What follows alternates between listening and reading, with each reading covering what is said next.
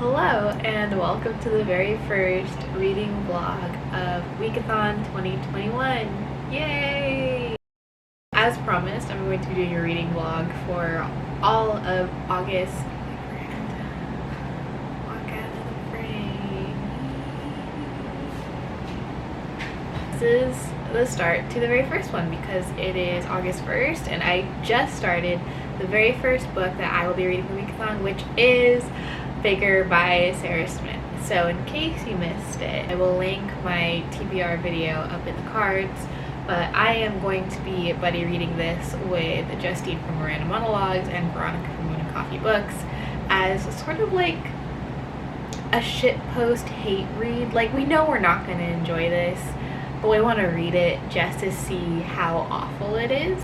I think Justine and I have bought copies to annotate, and as you can see, I've already made some notes. Faker essentially is about a Filipino woman. I believe she's half Filipino, half white, and she falls for her white coworker. And the big meme behind this book is that there's an obsession with the coworker's whiteness, and there's definitely, like, I'm 2 chapters in and there's a huge emphasis on race when there doesn't really need to be. It's actually kind of uncomfortable. So the way I've been making notes is the yellow tabs are mentions of how pale or white the love interest is. The blue tabs are just really fucking cringy things that the main character says. And the pink tabs are really fucking cringy things that the character says, and also mentions of race in some weird context. For example, I'd wager his genes have never been infiltrated by a person of color. His ancestors must have been stationed for generations near the Arctic Circle, surrounded by the Baltic and North Seas, so no tan people like me allowed entry for generations. Like, what the fuck? Mind you, this is how many tabs I have for being only 2 chapters into the book, so this is going to be interesting. The writing is not good. There's a lot of unnecessary commentary about people's race and appearance, which I don't really appreciate. And it's just super extra and unnecessary. The main character, it seems like she has either lived in, is from, or just has family in Hawaii. Wikathon is starting off great. I love being entertained by hilariously bad books. Let's see how much worse it can get.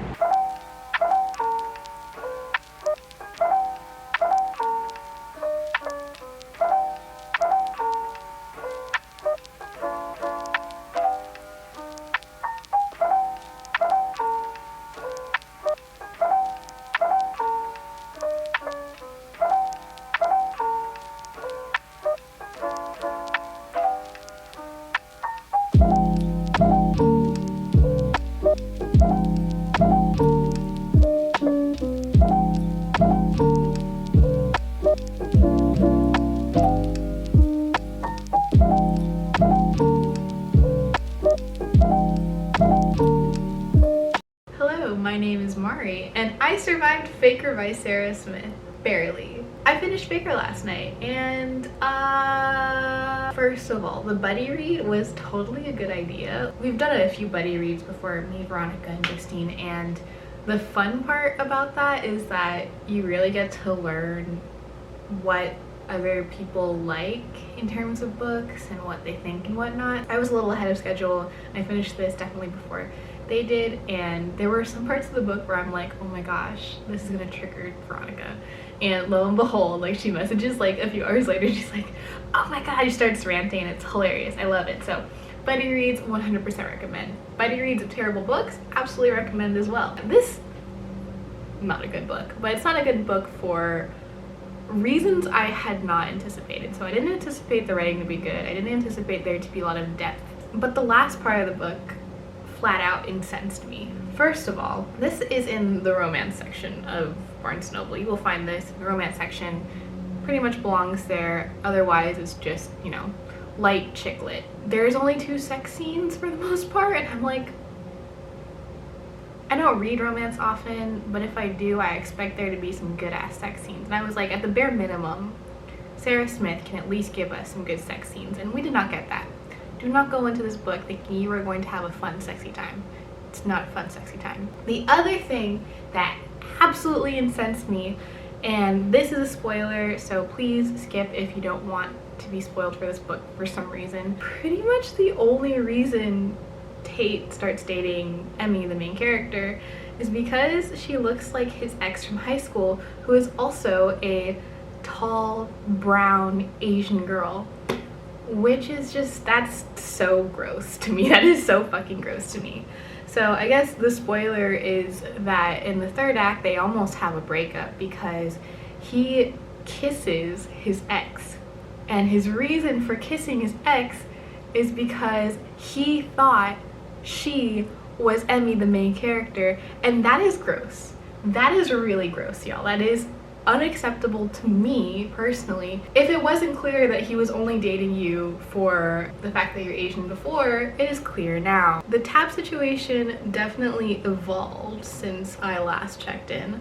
Yellow tabs for really weird descriptions of his pale skin. Blue for just cringy ass things that the main character says, because there's a lot of cringy ass things that the character says, like take a drink every time she's like, girl boss, boss bitch, like drink. Pink are the pinnacle moments of cringe. Purple are the points where she is just so horny that there is nothing going on. It's just a little mouse on one of those wheels going around, and the mouse is just extremely horny and it's just going around and around and around. That's all that's in her head. This book is two-dimensional and not good and offensive. Honestly, I just want to know who beta read this and said, oh, that's fine, don't recommend. Except if you're doing a hate read, buddy read with some good friends. So my throat is kind of like itchy because I just filmed a voiceover for my July wrap up and it was 30 minutes long, and I'm gonna edit it down. It's not gonna be that long, but I did a lot of talking and my voice is scratchy, but I told myself I would also film the Q&A today. So hello, we're also doing the Q&A today. So I asked a while ago on Instagram and Twitter for people to send me questions they've been wanting to ask me or they just want to know about. And so here we are. We're going to answer some of these questions. Alex from Alex on the Block asked, favorite book of all time. I'm so happy that I actually get to hold up a physical copy of this now, but my favorite book of all time is Mysteries of Udolpho by Rand. My favorite book of all time is Mysteries of Udolpho by Anne Radcliffe. And this is a really obscure book to call my favorite, but I have so many fond memories of the experience of reading this book and the book itself. I don't think a lot of other people will enjoy this book. I personally was like just in a very weird place, and I was really into Gothic classics.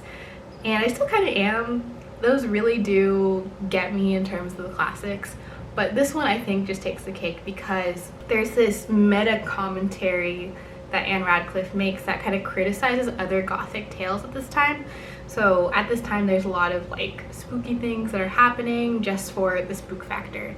And you know, while that's fun and everything, Anne Radcliffe was like, there's an explanation for every creak and squeak. It's not that deep. And that's what she does with this book. She makes a castle that creaks and squeaks. She debunks everything in the creaking, squeaking castle.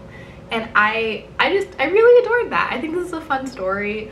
I like the main character. I like all of like the political love interest stuff that goes on. Again, I don't really recommend it to anyone else, but it really tickles my pickle, and I have just so many happy memories associated with this book. So that is my favorite book of all time. So Justine from Marina Monologues asked top 3 favorite things about being on booktube. I think one for sure is that I get to put myself out there and thus meet a lot more people. I definitely think that I've been a lot more social on social media than I have in the past. After starting booktube, I comment on people's videos, they comment on mine, we follow each other on social media, friendship ensues. Awesome, I love that. I also love having this outlet. I think it's fun to make videos. I like editing videos. I like sharing them with you guys. I watch my own videos again sometimes. Like, I shamelessly do that, honestly. It's a fun thing to do in my free time. I guess it also just generally motivates me to present myself better to the world. Like, I know at the very beginning of my booktube I was kind of snotty, like a little brat, honestly, and I was like, oh, I'm so cool for doing XYZ. Now I'm humbled. Does that count as a third favorite thing? I don't know, you decide. That's what I'm gonna give you. Okay. Really hot in Hawaii lately, so I'm sorry that I'm starting to appear a little crusty. The next question is from Isa. She asked, happy anniversary. Thank you. What's been a moment this year that's made you laugh the hardest? I think, unsurprisingly, it's gotta be a Diego moment, and there have been so many Diego moments. The very first thing that Diego did that made me laugh, we didn't know that he did this, but he loves to wikathon, we call it. He literally just like flops on his back and then becomes like a little crescent circle. I'll try to insert a picture here. The very first time he did that, like it was 1 or 2 days after we had brought him home, and he just did it. And he was, you know, spread eagle, all curled up, looking like a fool, and it was hilarious to us. We were just laughing and taking endless pictures and videos, like what is this dog doing? And it turned out that that's just something he does when he's super comfortable and super happy. So the next question is from Solison Reading on Instagram. They asked, advice for beginners on booktube. So I guess my advice is just to make content that you like. I think that when I was trying to make content that I think other people would like, for example, doing wrap-ups consistently, doing TBR videos, doing reading vlogs, and forcing myself to make the content that other booktubers make, I was not having fun. But as soon as I started making content that was for me, when I started doing journaling videos, when I put up my coding video, but also when I started doing reading vlogs for the hell of it, that is much more enjoyable and much more sustainable than doing what everyone else is doing. You have to stay true to you, and also I think that makes for much more interesting content. Generally, kudos to all booktubers who can do monthly TBR, monthly wrap-up videos, consistent book hauls, that kind of thing, but there's just a lot of that. And I personally don't ever watch wrap-up videos these days. At some point during the month, your subscription box is just inundated with either TBR videos or wrap-up videos, and I'm like, okay, y'all, let's do something different. Like I said, there's nothing wrong with it, and I definitely have so much respect for people who can do that consistently. Just make sure that what you're doing is sustainable for you, and it's what you enjoy, what you want to do, and not just because booktube in general does it. Maury asked what my favorite genre/style of video games. I don't know, I like a wide range of things. I definitely like strategy a lot. I think that being able to make little pixel men move and control them and have a bigger outcome is definitely more fun.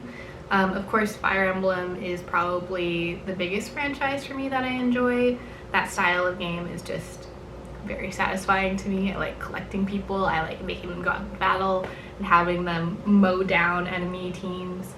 Overwatch, of course, is also a big game for me. That's a huge strategy game, believe it or not. And the more you play, the more the strategy makes sense. I've really been enjoying Orcs Must Die 3. We've been playing that instead of Overwatch because we want to stand in solidarity of the female employees at ActiBliz. Yeah, that's been a really fun game. It's a tower defense game, which I didn't know if I was going to like at first, but it's a better tower defense game that you're not setting out minions to do the defending for you. You're actually doing the defending, so that's really fun. I play it with my partner. We have a blast. Also yell at each other a little bit, but that's okay. I think that's all I have for the Q&A. I am starting to dump sweat, so I'm gonna wrap this up here. But thank you to everyone who asked questions, and thank you all for sticking around and celebrating my 1-year booktube anniversary with me. Okay, this angle is not that bad. It's just my hair that's not looking too good today. But anyway, hello. It is now Thursday, August 6th, and I'm actually editing this vlog as we speak. I just realized that I never filmed a wrap-up portion for this vlog, and I'm trying to get this video up by tomorrow, so I'm gonna try to wrap it up here. In terms of reading, let me show you what I'm reading right now and what I will likely be reading in the next vlog. La luz se fue. So the first book I want to introduce you guys to is After Perfect by Man Gabriel. This is a contemporary, probably a romance. I don't know if it's chick lit quite yet. As I discussed in my TBR video, we are following a divorcee after she gets divorced and is trying to start a new life and navigate, you know, mourning essentially her marriage. Interesting so far. This is from the same publisher as Sarah Smith. Let's say that my expectations aren't too high. The writing is okay. It gets pretty and nice at some points, and at some points it's like, oh, this can use some editing still. I'm excited to see where it goes. I hope it's better than the last book I read. And the other book that I'm also reading sometimes, not really, is Disenchanted by Bram Stoker. I'm kind of struggling with this book, if I'm honest. This is a YA fantasy that takes place in Renaissance era Europe, some French-ish country, but it's a fantasy, so there's like werewolves and vampires and whatnot, and yeah, generally not really vibing with it so far.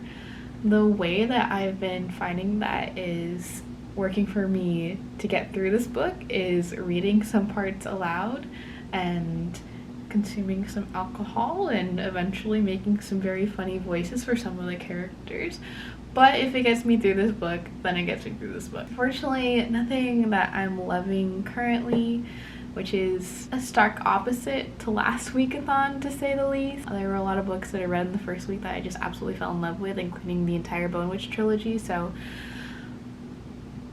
wikathon 2021 off to a interesting start, to say the least. I'm gonna wrap up the video here, and I'm gonna send all of these reads to my next vlog, so stay tuned for that. Thank you guys so much as always for tuning in and spending some time with me. I hope you're having a wonderful day. I hope you have a wonderful rest of your week, and I'll see you next time. Bye!